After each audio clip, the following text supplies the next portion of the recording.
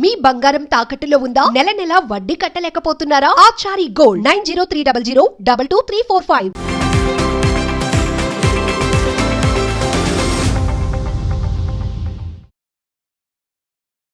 వాస్తవంగా ఈ అంశం మీద ఆనాడే కవితక్క గారు అలానే బీఆర్ఎస్ పార్టీ సంబంధించి ఏదైతే అడావుడిగా ఆనాడు తెలంగాణ రాష్ట్రం ఏర్పడిన ఆదిలోనే అడావుడిగా మొత్తం ఆర్డినెన్స్ని జారీ చేసి ఆంధ్రాకి ఏదైతే బంగారు తెలంగాణ రాష్ట్రంలో ఉన్నటువంటి లక్షలాది సారవంతమైన భూమిని, వేలాది ఎకరాల అటవీ సంపదను, అలాగనే వన్య ప్రాణులను, అలాగనే మొత్తం కూడా జన వనరులను మొత్తం కూడా విధ్వంసం చేసి పోలవరంలో ఏదైతే ఆంధ్రాలో కలపటాన్ని తీవ్రంగా ఆనాడు బంద్కు పిలిపించడం, నిరసన కార్యక్రమాలు చేపట్టడం అనేది జరిగింది. అయినా కానీ ఆనాడున్నటువంటి బీజేపీ నరేంద్ర మోడీ ప్రభుత్వం ఆంధ్రాకు ఒత్తాసు పలుకుతూ ఆ నిర్ణయాన్ని ఆర్డినెన్స్ని తీసుకురావడం అనేది జరిగింది. ఇప్పటికి కూడా ఈరోజు పోలవరం అనేది ప్రాజెక్టు ఆనాడు జల నిపుణులు కానివ్వండి, అలాగనే భూకంప సంబంధించిన ముందస్తు హెచ్చరిక చేసే నిపుణులు కానివ్వండి, అలాగే ఏదైతే ఇంజనీర్లు కానివ్వండి, పోలవరం ప్రాజెక్టు సంబంధించి కట్టడం అనేది చాలా ప్రమాదకరం అని చెప్పి, ఎందుకంటే ఈరోజు మొత్తం కూడా కృష్ణా నది, గోదావరి నది మీద 100 మీటర్ల లోతుకెళ్ళినా కానీ ఇసుక మేట ఉండే పరిస్థితి ఉండదు. ఏ ప్రాజెక్ట్ అయినా, ఏ కట్టడం అయినా ఇసుక మీద నిలబడే అవకాశం లేదు. కేవలం మట్టి మీద మాత్రమే ఏ ప్రాజెక్ట్ అయినా కట్టడాలు మాత్రం నిలబడి ఉంటాయి. కానీ ఈ ప్రాజెక్టు కట్టడం వల్ల దాని కింద 100 మీటర్ల లోతుకెళ్ళినా కానీ ఇసుకే ఉంది తప్ప మట్టి లేదు.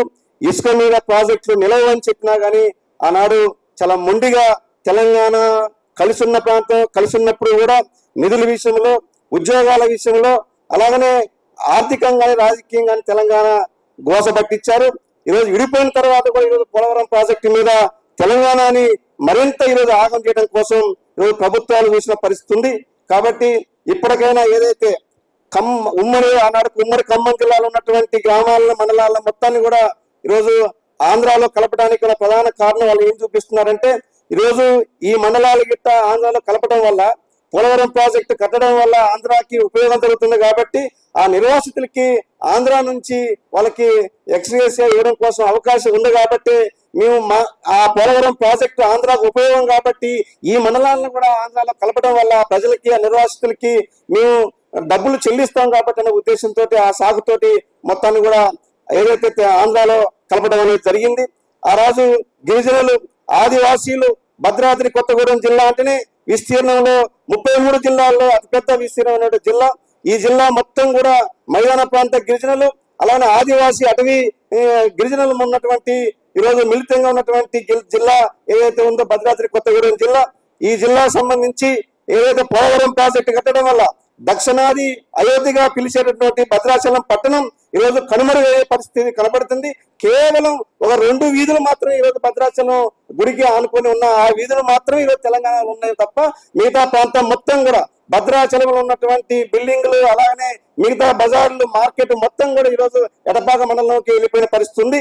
ఏదైతే 7 మండలాలు ఉన్నాయో, విఆర్పురం కానీ, సింటూరు కానీ, కూనవరం కానీ, కుక్కునూరు కానీ, వేలేరుపాడు కానీ, భద్రాచలం మండలం కానీ మొత్తం కూడా ఈరోజు 25 గ్రామ పంచాయతీలు మొత్తం కూడా ఆంధ్రాలో కలిపి తెలంగాణకి తీవ్ర నష్టం చేసిందని చెప్పి ఈ సందర్భంగా తెలియజేస్తాం. కలిసి ఉన్నప్పుడు నష్టం, ఇడిపోయిన తర్వాత కూడా మరింత నష్టం వాటిల్లే విధంగా దీన్ని చేసిన పరిస్థితి ఉంది.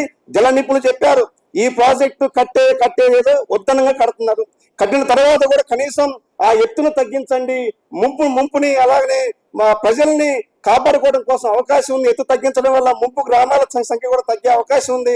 తద్వారా అటవీ సంపద, అలానే గ్రామాలు, గిరిజన ఉత్పత్తులు ఇవన్నీ కూడా కొంత తగ్గించుకునే దానికి అవకాశం ఉందని చెప్పి నిపుణులు చెప్తున్నా కానీ చెవిన పెట్టి ఈరోజు ఈ ప్రభుత్వం ఏదైతే పోలవరం ప్రాజెక్ట్ కట్టడం కోసం ప్రయత్నం చేస్తా ఉంది.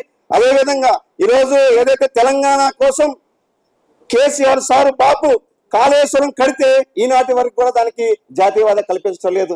కానీ ఈరోజు ఆ తెలంగాణను ముంచి ఆంధ్రాకి ఈరోజు పెంచి పోషించినటువంటి పోలవరం ప్రాజెక్టుకి జాతీయవాద కల్పించారు. ఏ రకంగా ఈరోజు జల వనరులు అలాగే అనేక నిపుణులు చెప్తున్నా కానీ ఈ పోలవరం ప్రాజెక్టు చాలా నష్టం వాటిల్లిద్ది. భూకంప నిపుణులు చెప్పారు, ఈ రోజు ప్రపంచంలో భూకంపం వస్తే రెండో అతి పెద్ద నష్టం జరిగే ప్రాజెక్ట్ ఏదైనా ఉందంటే అది పోలవరం ప్రాజెక్టు. దీనివల్ల చాలా నష్టం అని చెప్తున్నా కానీ ఆ పోలవరం ప్రాజెక్ట్ కట్టారు కాబట్టి ఇది నష్టం. అక్కడ ఉన్న గిరిజనులు చెప్తా ఉన్నారు, ఉన్న ఊరు కన్నా తల్లిని వదిలిపోలేమి, అడవి తల్లి పొరుగులు కాదని చెదిరిపోలేమి, జీవనాల గోదారి బిడ్డలం పోరుల వరదై ఏటోళ్ళ ఎత్తులను చిత్తు చేస్తామే, ఏటోళ్ళ ఎత్తులను చిత్తు చేస్తామే అని ఈరోజు గుంపుగా బతికే జనం, ఇడిపోయి ఉండని జనం, ఈరోజు గిరిజన ప్రాంతాలు, గిరిజన గుంపులు, అలాగనే వన్య ప్రాణులు, అటవీ సంపద, లక్షలాది ఎకరాల సారవంతమైన భూమి మొత్తం కూడా ఈరోజు పోలవరం ప్రాజెక్టు కింద అరుగున పడి ఈరోజు మరుగున పడి పోతున్న పరిస్థితి ఉంది. దక్షిణాది పేరుగాంచినటువంటి అయోధ్యగా పేరుగాంచినటువంటి రామాలయం కూడా ఈరోజు కనుమరుగయ్యే పరిస్థితి ఉంది. అలాగనే మొన్న వచ్చిన వరద వల్ల ఆనాడు కరకట్ట కట్టిందంటే ఆ కరకట్ట మీద తట్టడం మట్టి వేసిందంటే ఆనాడు బీఆర్ఎస్ ప్రభుత్వం అధికారంలో ఉన్న కేసీఆర్ బాబు సారు అధికారం ఉన్నట్టే ఆ భద్రాచలం కొద్దిగా గొప్ప అభివృద్ధి అయింది తప్ప ఈనాటి వరకు కూడా సంవత్సరం 6 నెలలు అయినా సరే ఈనాటి వరకు కరకట్టలో ఏ మాత్రం కూడా లీక్లు అవుతున్నా, అలాగనే మొన్న వరదలకి మొత్తం కూడా లీక్ అయ్యి భద్రాచలం పట్టణం మొత్తం కూడా ముంపుకు గురవుతున్నా కానీ పట్టించుకునే నాదులు లేదు. ఈరోజు జిల్లాలో, ఉమ్మడి జిల్లాలో 3 మంత్రులు ఉన్న అభివృద్ధి 0 అని చెప్పి సందర్భంగా తెలియజేస్తా ఉన్నాం.